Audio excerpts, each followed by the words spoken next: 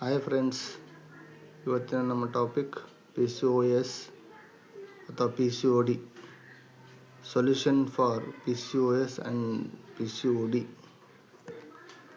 ಮೊದಲಾಗಿ PCOS ಅಂದರೆ ಏನು? ಪಾಲಿಸಿಸ್ಟಿಕ್ ಓವರಿಯನ್ ಸಿಂಡ್ರೋಮ್ ಅಥವಾ ಪಾಲಿಸಿಸ್ಟಿಕ್ ಓವರಿಯನ್ ಡಿಸೀಸಸ್. ಇದು ಇತ್ತೀಚಿನ ದಿನಮಾನಗಳಲ್ಲಿ ಈಗ ನಮ್ಮ ಮಹಿಳೆಯರಲ್ಲಿ ತುಂಬ ಕಾಡುತ್ತಿರುವಂಥ ಸಮಸ್ಯೆ ಆಗಿದೆ.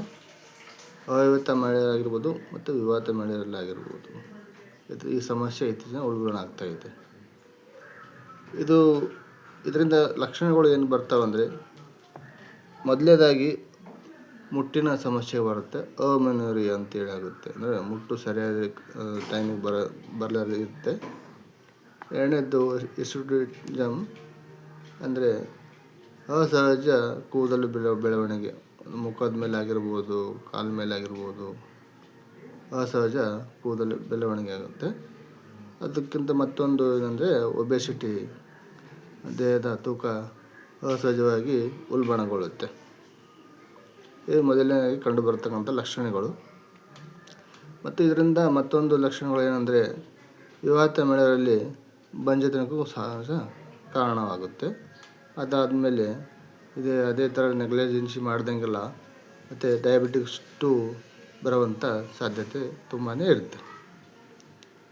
ಇದರ ಮುಖ್ಯ ಕಾರಣಗಳು ಏನಂದರೆ, ಈ PCOD ಮೊದಲನೇದಾಗಿ ಈ ಸ್ಟ್ರೆಸ್ಫುಲ್ ಜೀವನ ಮತ್ತು ಅಸಹಜ ನಮ್ಮ ಆಹಾರ ಕ್ರಮ, ಅತಿಯಾಗಿ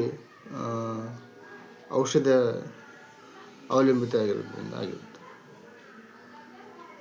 ಈಗ ನಾವು ಇದನ್ನು ಈಸಿಯಾಗಿ, ಸರಳವಾಗಿ, ಸುಲಭವಾಗಿ ಇದನ್ನು ವಾಸಿ ಮಾಡ್ಕೋಬೇಕಂದ್ರೆ ಈ 3 ವಿಧಾನಗಳಲ್ಲಿ ನಾವು ಇದನ್ನು ಹತೋಟಿಗೆ ತರ್ಕೋಬೋದು. ಒಂದನೇದು ವ್ಯಾಯಾಮ. ಊಟವಾದ ನಂತರ ಕಮ್ಮಿ ಅಂದರೂ 20 ನಿಮಿಷಗಳ ಕಾಲ ನಡಿಗೆಯನ್ನು ಮಾಡ್ತಕ್ಕದ್ದು ಮತ್ತು ಯೋಗಾಸನ ಮಾಡೋದು. ಎರಡನೇದ್ದು ನಮ್ಮ ಆಹಾರ ಕ್ರಮ. ಆಹಾರದಲ್ಲಿ ಅತಿಯಾಗಿ ತರಕಾರಿ, ತಾಜಾದಂಥ ಹಣ್ಣು ಹಂಪಲುಗಳನ್ನು ತಿನ್ನುವುದು. ಮೂರನೇದ್ದು ನಮ್ಮ ಔಷಧದಲ್ಲಿ ಅಶೋಕ ಅರಿಷ್ಟ. ಈ PCOD ಎಂಬುದೊಂದು ಹಾರ್ಮೋನ್ ಇಂಬ್ಯಾಲೆನ್ಸಿಂದ ಈ ಲಕ್ಷಣ ಬಂದಿರುತ್ತೆ. ಹಾಗಾಗಿ ಈ ಅಶೋಕ ಅರಿಷ್ಟ ನಿತ್ಯ ಸೇವನೆಯಿಂದ ಈ ಹಾರ್ಮೋನ್ ಇಂಬ್ಯಾಲೆನ್ಸನ್ನು ಸರಿದೂಗಿಸ್ಕೋಬೋದು.